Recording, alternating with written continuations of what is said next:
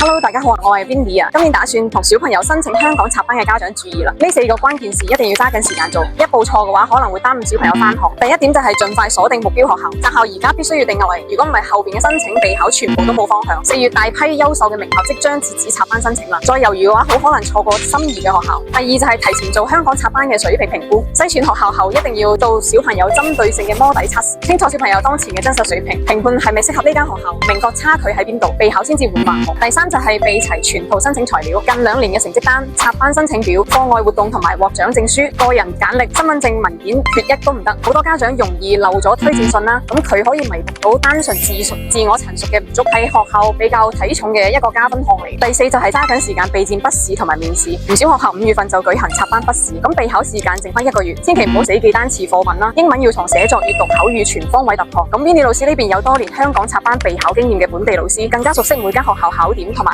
小朋友嘅課業環節，可以高效咁樣針對性提分。香港名校知多啲，關注 Winnie 話你知。